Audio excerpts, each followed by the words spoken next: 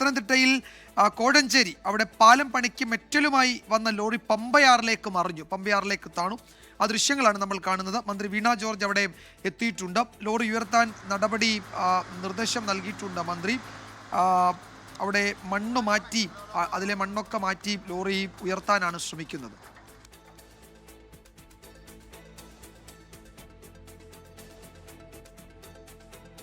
പത്തനംതിട്ട കോഴഞ്ചേരിയിൽ നിന്നുള്ള ദൃശ്യങ്ങളാണ് പ്രേക്ഷകർ കാണുന്നത്. അവിടെ പമ്പയാറിലേക്ക് ആ ലോറി വീഴുകയാണ്, അതവിടെ താണിട്ടുണ്ട്. അപ്പോൾ അത് എടുക്കാനുള്ള പുഴയിൽ നിന്ന്, പമ്പയാറിൽ നിന്ന് എടുക്കാനുള്ള ശ്രമം തുടരുകയാണ്.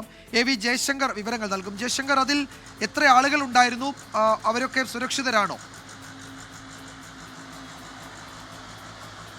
അതായത് വിജയകുമാർ, വൈകിട്ടോട് കൂടിയാണ് ഇത്തരത്തിൽ ഈ പാലം പണിക്ക് മെറ്റലുമായി എത്തിയ ലോറി പമ്പയാറിൽ കുടുങ്ങുന്ന ഒരു സാഹചര്യം ഉണ്ടായത്. ഡ്രൈവറും ക്ലീനറുമായിരുന്നു ഉണ്ടായിരുന്നത്. അവർ എന്തായാലും രക്ഷപ്പെട്ടിട്ടുണ്ട്. ഈ ലോറിയുടെ ഒരു ഭാഗം പൂർണ്ണമായി ഇപ്പോഴും ആറിൽ കുടുങ്ങിക്കിടക്കുന്ന ഒരു സാഹചര്യമാണ് ഉള്ളത്.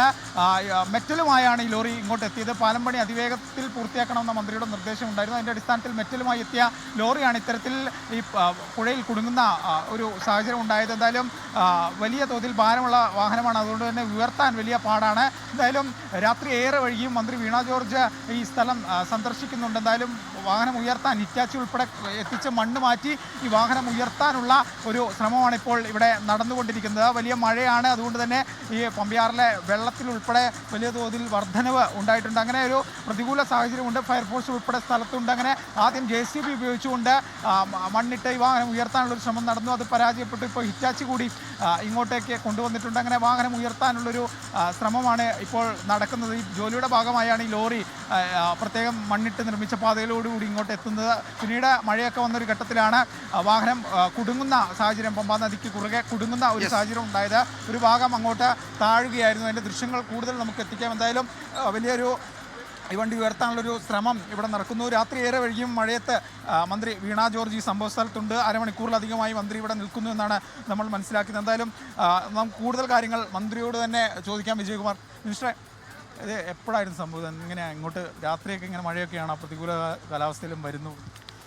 കോഴഞ്ചേരി പാലത്തിൻ്റെ അവസാന സ്പാനാണ് വെക്കാനായിട്ടുള്ളത്, നദിയിലേത്. ബാക്കി എല്ലാ സ്പാനുകളും കഴിഞ്ഞിട്ടുണ്ട്. അപ്പം ഈ മഴക്കാലത്തിന് മുൻപ് അവിടെ അതിന് വേണ്ടിയിട്ടുള്ള ക്രമീകരണങ്ങൾ ചെയ്യേണ്ടതായിട്ടുണ്ട്. അപ്പോൾ യുദ്ധകാല അടിസ്ഥാനത്തിൽ ഇവിടെ പ്രവർത്തനങ്ങൾ നടക്കുകയാണ്. അപ്പോൾ അവിടേക്ക് പോകണമെങ്കിൽ, കാരണം പുഴയുടെ മധ്യഭാഗത്തുള്ള സ്പാനാണ്. ഇനിയിപ്പോൾ 27-ാം തീയതി മൺസൂൺ മഴക്കാലം തുടങ്ങാനായിട്ട് പോവാം.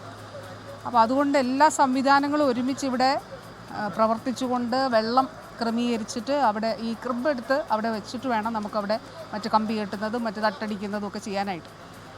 അപ്പോൾ അതിൻ്റെ പ്രവർത്തനങ്ങൾ നടക്കുമ്പോഴാണ്, അങ്ങനെ ഇന്ന് കുറേ വർക്ക് ഇവിടെ ഉണ്ടായിരുന്നു. അങ്ങനെ ഏതാണ്ട് 5:30 ആയപ്പോഴാണ് ഈ ഒരു ലോറി. ഇപ്പോൾ ഇനി എത്ര പെട്ടെന്ന് ഉയർത്താൻ സാധിക്കുന്നു? ഇപ്പോൾ മഴ പെയ്തതുകൊണ്ട് ഈ അതിനുള്ളിലുള്ള എന്താണ് അതിന് വെയിറ്റ് കൂടി. അതവിടെ പത്തനംതിട്ട കോഴഞ്ചേരിയിലാണ് പാലം പണിക്ക് എത്തിയതാണ്, മെറ്റലുമായി എത്തിയതാണ്. അവിടെ അത് പുഴയിലേക്കുള്ള വഴിയിൽ ആ ഭാഗത്ത് പുതഞ്ഞു പോയി എന്നാണ് മനസ്സിലാക്കാൻ കഴിയുന്നത്. എന്തായാലും അവിടെ അല്പസമയത്തിനകം അത് ഉയർത്തി ജോലി തുടരാൻ കഴിയും. മഴ പെയ്യുന്നുണ്ട്, പുഴയിലെ ജലനിരപ്പ് ഉയരുമോ എന്നൊരു ആശങ്കയൊക്കെ ഉണ്ട്. മന്ത്രി വീണ ജോർജ് അവിടെ എത്തിയിട്ടുണ്ട്. വിശദാംശങ്ങളാണ് എ വി ജയശങ്കർ നൽകിയത്.